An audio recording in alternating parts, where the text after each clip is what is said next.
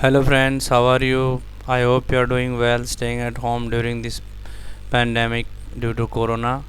आज हम जो नाइन्थ क्लास की बुक है, जो बिहाइव बुक है, उसका जो पोइम है ऑन किलिंग ए ट्री, उस पोइम को हम रीड करेंगे इसमें। तो जो पोइम है इसके पोइट का नाम है बाय जीव पटेल, इसका पोइट है। जीव पटेल जो हैं इस पोएम में हमें बताते हैं कि एक जो ट्री है उसको हम सिंपली मार नहीं सकते, उसे काट नहीं सकते।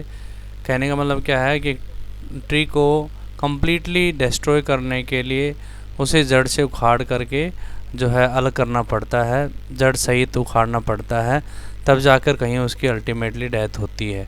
वरना ट्री को हम सिंपली कुल्हाड़ी की सहायता से या किसी चाकू के एक प्रहार से अटैक से हम इसे काट नहीं सकते। ठीक है, तो किस तरीके से जो है पोइट हमें इस पोएम में बताते हैं in about the killing of a tree. Okay, let's start. It takes much time to kill a tree. Not a simple jab of the knife will do it. It has grown, slowly consuming the earth, rising out of it, feeding upon its crust, absorbing years of sunlight, air, water, and out of its leprous hide, sprouting leaves. It takes much time to kill a tree. Here the poet wants to say कि to kill a tree, it takes a long time. इसे tree को मारने के लिए बहुत सारा समय लगता है, लंबा समय लगता है। Not a simple jab of the knife, चाकू के एक सिंपल अटैक से ये नहीं मर सकता। विल डू इट का मतलब it will kill the tree. It has grown slowly consuming the earth, क्योंकि जो ट्री है वो भूमि से, अर्थ से जो ज़रूरी जो न्यूट्रिएंट्स हैं उसको कंज्यूम करता हुआ धीरे धीरे बड़ा हुआ है। Rising out of it, feeding upon its crust, absorbing rays of sunlight, air, water, and the tree has dependent on the earth for nutritions, and it has taken all the necessary nutrients from the earth, and it came out of the earth feeding on upon its crust. Years of sunlight, इसने sunlight को use किया। जैसा कि आप सभी जानते हैं कि जो ट्रीज़ होते हैं, प्लांट्स होते हैं, वो अपना जो फूड है in the presence of sunlight prepare करते हैं, और ज़मीन से यानी कि अर्थ से क्या क्या लेते हैं, वो अर्थ से वाटर लेते हैं और दूसरे जो न्यूट्रिएंट्स हैं वो लेते हैं, और हवा और सूर्य की धूप जो है, सनलाइट है, वो बाहर से लेते हैं, और तब जाकर ये बड़े होते हैं। And out of its laborious side sprouting leaves, और कहता है कि इसके जो लेप्रिसाइड है, लेप्रिसाइड का मतलब जो कि बिल्कुल वाइट है, इसका जो बार्क है, जो इसका छिलका होता है ट्री का, उसके नीचे इसकी जो स्किन है ट्री की वो बिल्कुल वाइट होती है। स्प्राउटिंग लीव्स, और वहाँ से भी जो है पत्तियाँ फूटती हैं, स्प्राउटिंग लीव्स, पत्तियाँ निकलना स्टार्ट होती हैं। तो in this way it takes a lot of time to grow a tree, and it uses all the nutrients from the earth, and it takes air and sunlight, and consuming all these things the tree grows up. इस तरीके से जो tree है वो बड़ा होता है। तो पोइट ये कहना चाहते हैं कि हम ऐसे धीरे धीरे बड़े हुए पेड़ को एकदम से नहीं काट सकते, एकदम से मार नहीं सकते। We can not kill it. So hack and chop, but this alone won't do it. Not so much pain will do it. The bleeding bark will heal, and from close to the ground will rise curled green twigs, miniature bogs. So hack the chop. अब यहाँ पर देखिए जो first stanza है, यहाँ पर एक word use हुआ है लेप्रेस हाइड। लेप्रेस हाइड यहाँ पर एक मेटाफर है, क्योंकि जो लेप्रेसाइड है ये वाइट कलर को शो करता है, और यहाँ पर लेप्रेस जो है एक पेशेंट के साथ कंपेयर किया गया है, जो पेशेंट लेप्रेसी से सफ़र कर रहा है। आपने देखा होगा कि जिनको लेप्रेसी हो जाता है, लेप्रेसी का मतलब कुष्ठ रोग जिससे हो जाता है, तो वो कैसे उनके वाइट पैचेस बन जाते हैं बॉडी के ऊपर, in the same way poet ने उस वाइट कलर को कंपेयर किया है लेप्रेसी से सफ़र करने वाले पेशेंट के साथ में, और कहता है कि इस तरीके से जो ट्रीज़ हैं उनके बार के नीचे भी ऐसा लगता है जैसे लेप्रेसी हो रही हो, यानी कि वाइट कलर है उनका भी। ठीक है, तो ये यहाँ पर मेटाफर इसमें यूज़ हुआ है। ठीक है, तो यहाँ से आगे बढ़ते हैं अपन। So hack and chop but this alone won't do it. तो the poet wants to say, अगर आप इसे काटेंगे, हैक का मतलब काटना, चॉप का मतलब भी काटना होता है, हैक का मतलब कुल्हाड़ी से काटना या वैसे काटना, लेकिन इनसे काम नहीं चलेगा। Not so much pain will do it, इससे कोई इसे ज़्यादा दर्द भी नहीं होगा। The bleeding bark will heal and from close to the ground will rise curled green twigs miniature box. और कहता है कि जो ब्लीडिंग बार्क हैं, अब यहाँ पर देखो ब्लीडिंग बार्क जो वर्ड यूज़ किया गया है, यहाँ पर जो सैप होता है, the sap that comes out from the cutting part of a tree has been compared with the bleeding of human beings from their wound.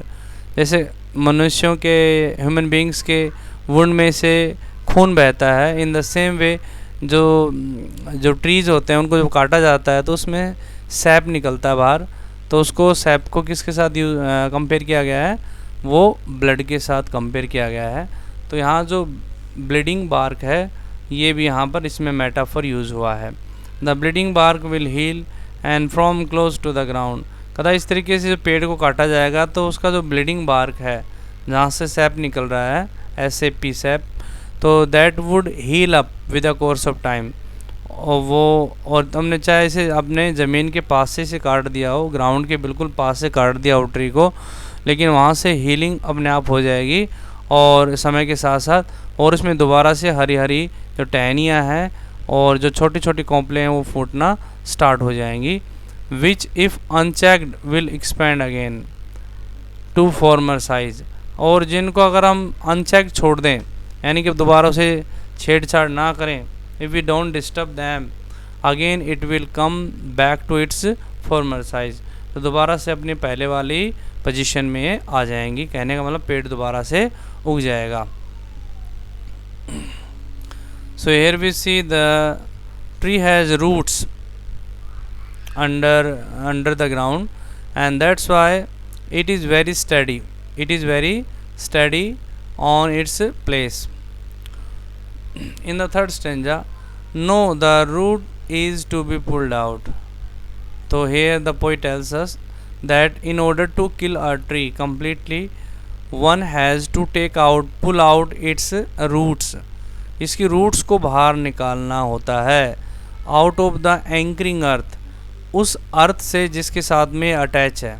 Anchoring का मतलब अटैच है, जिसके साथ, जिस अर्थ के साथ में अटैच है अपनी रूट्स के ज़रिए, तो उन रूट्स को बाहर निकालना होता है। It is to be roped, इसको रस्सी बांध करके टाइट बांधा जाता है। एंड पुल्ड आउट, और इसे बाहर खींचा जाता है। स्नैप्ड आउट, इसे झटके से तोड़ दिया जाता है। और पुल्ड आउट एंटायरली, अथवा एंटायरली पूर्ण रूप से इसको बाहर निकाला जाता है। आउट फ्रॉम द अर्थ केव, उस अर्थ रूपी केव का मतलब गुफा होता है, तो यहाँ पर ट्रेंच भी कह सकते हैं। जो अर्थ रूपी जो खाई है, जो गुफा है, जिस गुफा में ट्री की जो रूट्स हैं वो इतने दिनों तक रही थी, वहाँ से उसको बिल्कुल बाहर निकाला जाता है। And the strength of the tree exposed, और जो ट्री की जो स्ट्रेंथ है वो इस तरीके से बाहर दिखाई देती है हमें। एक्सपोज का मतलब अब वो बाहर आ जाती हैं, एक्सपोज और दूसरों को दिखाई दे जाती हैं, क्योंकि ट्री की जो स्ट्रेंथ है वो किस में है, उसकी रूट्स में है, और उसकी रूट्स जो हैं वो हिडन रहती हैं under the crust of the earth. And when a tree's roots are taken out then its strength is exposed, तो इसकी जो स्ट्रेंथ है that is exposed. The source white and wet, तो सोर्स का मतलब रूट्स से है, जिसकी रूट्स हैं वाइट होती हैं, वेट गीली होती हैं। द मोस्ट सेंसिटिव, और सबसे ज़्यादा सेंसिटिव होती हैं।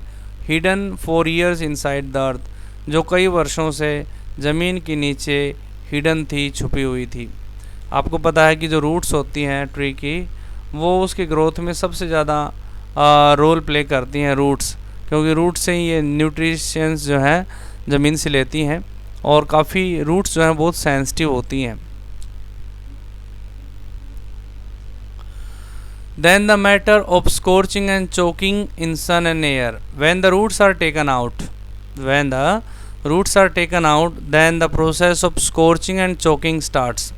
तो इसके बाद में स्कोर्चिंग होता है झुलसना। Under the sunlight the process of scorching starts. Choking का मतलब its process of breathing stops. जब हवा में जो सांस लेते हैं ट्रीज़ वगैरह, इनका दम घुटना स्टार्ट हो जाता है, इनकी जो प्रोसेस है ब्रीदिंग बंद हो जाती है, स्कोर्चिंग स्टार्ट हो जाती हैं, यानी कि झुलसना स्टार्ट हो जाते हैं धूप के अंदर। In sun and air browning, hardening, twisting, withering and then it is done. फिर ये धूप में और हवा में ब्राउन कलर के हो जाते हैं। पहले ग्रीन कलर के होते हैं, फिर धीरे धीरे ब्राउन कलर इनका स्टार्ट हो जाता है। अंदर जो इसकी जो बार्क के नीचे जो वाइटिश पार्ट है, that also turns brown and it becomes very hard because earlier when it is cut then it is damp wet, बहुत ज़्यादा गीला होता है, लेकिन बाद में सूख जाता है और ये हार्ड हो जाता है। ट्विस्टिंग, ये ट्विस्ट हो जाता है, मुड़ जाता है, टूट जाता है। विदरिंग, सूख जाता है। And then it is done, then finally the death of the tree comes. इस तरीके से डेथ जो है, एक पेड़ जो है वो मरता है, पेड़ की डेथ होती है। In this way a tree can be killed। तो स्कोर्चिंग एंड चोकिंग का मतलब होता है the drawing up of the tree after being uprooted.